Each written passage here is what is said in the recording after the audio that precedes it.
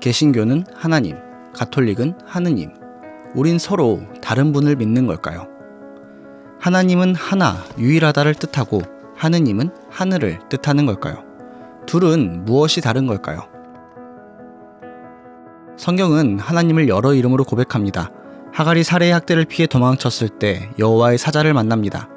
하갈은 그곳에 있던 셈에 브엘라 헤로이라는 이름을 붙여 자신이 만난 하나님을 감찰하시는 하나님이라 고백합니다. 또 지극히 높으신 하나님이라는 뜻의 엘 엘yon, 전능하신 하나님이라는 뜻의 엘 샤다이, 복수형인 엘로임, 여호와를 사용해 여호와 삼마, 여호와 샬롬, 여호와 이레 등이 있습니다. 성경은 이스라엘에게 역사하신 하나님의 구체적인 사역과 연관하여 하나님이 어떤 분이신지 그 이름에 담고 있습니다. 그렇다면 우리말의 하나님은 어떨까요? 우리는 왜 하나님이라는 이름을 택해서 사용하는 걸까요? 1885년 4월 5일 부활주일, 미국 장로교 선교사 언더우드와 미국 감리교 선교사 아펜젤러가 제물포항에 발을 디디게 됩니다. 흥미로운 것은 이들이 조선 땅에 들어올 때 그들의 손에 한글로 번역된 성경이 있었다는 겁니다. 이는 2000년 기독교 선교 역사 가운데 한 번도 없었던 일이라고 합니다. 보통 성서 번역은 선교사가 선교할 나라에 가서 그곳의 문화와 언어를 익힌 뒤에 이루어지는데, 조선의 선교는 선교사가 조선에 들어오기 전부터 이미 성서가 조선말로 번역이 되어 있었던 것입니다. 여기서 조선말은 바로 한글을 가리킵니다. 어떻게 이러한 일이 가능했을까요?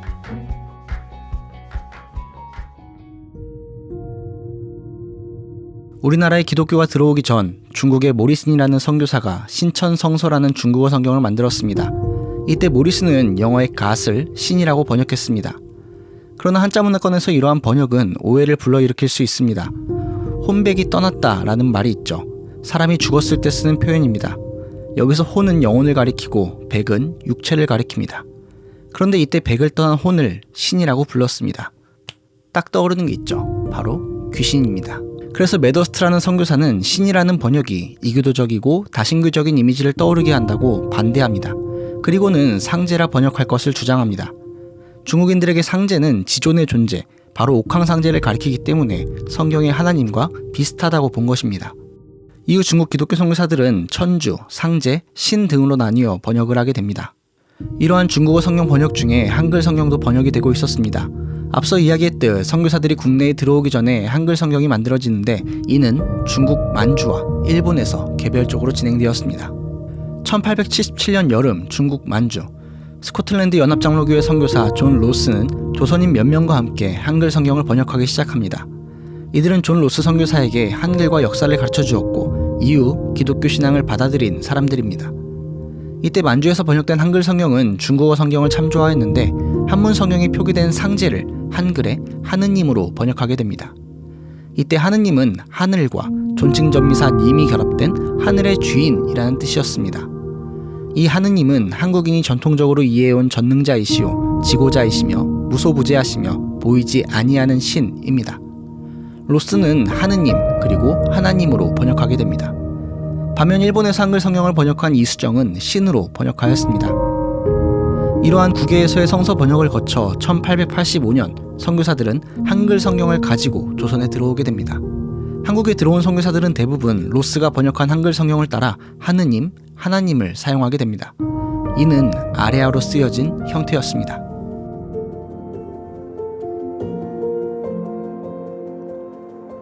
(1887년) 성서번역위원회가 조직됩니다. 조선에 기독교가 들어오기 전에 성서가 번역되었지만 모든 성경이 번역된 것이 아니었고, 또 완성도에 있어서 아직 부족한 것이 많았기 때문입니다. 그래서 선교사들은 성서번역위원회를 조직하여 새로운 성서번역을 하고자 하였습니다. 성서번역 과정은 이러했습니다. 각 선교사들은 먼저 조사와 함께 1차 번역을 합니다. 이후 서로의 번역을 바꾸어 수정 번역하고 서로의 차이에 대해 의견을 나누고 토론한 뒤 표결로 번역을 확정지었습니다. 그러던 중 1894년 봄, 하나님 이름 채택에 관한 투표가 진행되게 됩니다. 이때 영국 성공회의 한국 선교부는 천주, 그 외 선교사들은 하나님을 두고 표결하였는데 천주로 결정되게 됩니다. 그러나 성경 번역위원이 아니었던 대다수 선교사들은 이를 수용하지 않았습니다. 개신교 선교사들은 당시 천주를 사용하던 로마 가톨릭, 즉 천주교와 혼동될 것을 우려했습니다. 그들은 천주가 아닌 하나님을 채택해야 한다고 주장합니다. 이때 선교사들은 하나님이 홀로이신 유일신이고 옥황도 아니고 부처도 아니요 귀신도 아니며 스스로 있어 시종이 없고 영원히 변하지 아니하시며 천지 만물의 큰 주제라고 이해했습니다. 이렇게 선교사들 사이에 번역 논쟁이 일어났고 이는 단순 번역 문제가 아니라 선교사들의 신론에 대한 논쟁이었습니다. 하나님을 지지하는 입장은 한국의 토착 종교 문화를 존중하면서도 기독교의 신앙 정체성을 그 속에 주입하자는 입장이었고, 천주를 지지하는 입장은 전자의 입장이 혼합 종교로 갈 위험성이 있다고 보았습니다. 기포드 선교사는 한국인의 종교의식 속에 유교, 불교, 샤머니즘이 혼재해 있고 이를 다신론의 서열 구조로 보았습니다. 하나님은 여러 신들 가운데서 최상의 위치에 있을 뿐 유일한 신은 아니기 때문에 하나님 번역을 거부합니다.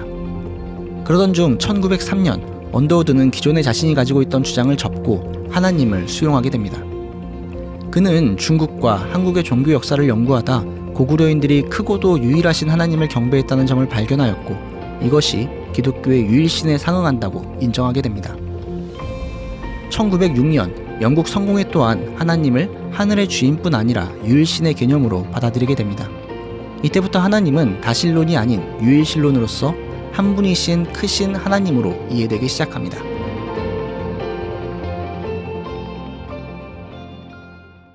이러한 다신론에서 유일신론으로의 인식 전환에는 캐나다 출신 선교사 게일의 역할이 있었습니다. 그는 한글학자 주시경에게 빚을 지고 있다고 이야기하는데 주시경을 통해 한 분이시며 크신 창조주 하나님을 알게 되었기 때문입니다. 아래아 표기로 되어 있던 이 단어는 하늘, 하나, 크다, 밝다라는 의미를 담고 있습니다. 기독교의 하나님이 어떤 분이신지 이 단어에 그 의미가 담겨 있습니다. 이는 세계사적으로 유일하게 그리스도교의 하나님을 설명하는 단어라고 평가됩니다. 우리말 성경 번역 과정 중 한글에 대한 역사적 가치와 언어학적 의미를 발견한 귀한 일인 동시에 우리 신앙에 있어서도 하나님이라는 단어가 얼마나 가치 있는 일인지 보여주고 있습니다. 아리아 표기가 사라지면서 개신교에서는 하나님, 가톨릭에서는 하느님이라고 사용하기 시작했습니다. 그리고 점차 시간이 흘러 하나님과 하느님이 서로 다른 존재, 다른 대상을 가리킨다고 오해가 생기기도 했습니다. 가톨릭의 하느님은 하늘을 가리키고 개신교의 하나님은 유일하신 하나님을 가리킨다는 것이죠. 그러나 하나님이나 하느님이나 똑같은 단어에서 왔다는 것, 이 단어에 하늘, 하나, 크다, 밝다라는 뜻이 담겨 있어 성경의 하나님이 어떤 분이신지 드러내는 귀한 우리말이라는 것을 잊지 말아야 합니다. 우리가 믿고 고백하고 예배하고 찬양하는 하나님이 어떤 분이신지 아는 것은 매우 중요합니다. 우리말 하나님은 단어 그 자체로 귀한 신앙 고백을 담고 있습니다. 하나님은 이 세상을 창조하신 분이십니다. 하나님은 오직 유일하신 분이십니다. 하나님은 크고 위대하신 분이십니다. 하나님은 거룩하신 분이십니다. 성경의 많은 사람들이 자신들이 만나고 경험한 하나님의 이름을 고백했던 것처럼 조선에 온 선교사들도 이 땅에서 하나님을 만나고 경험하며 하나님의 이름을 고백하였습니다. 이는 한글이라는 우리 민족의 귀한 유산을 발견한 일이었고 하나님의 놀라우신 섭리였습니다. 그리고 그 귀한 유산이 지금 우리에게 전해졌습니다.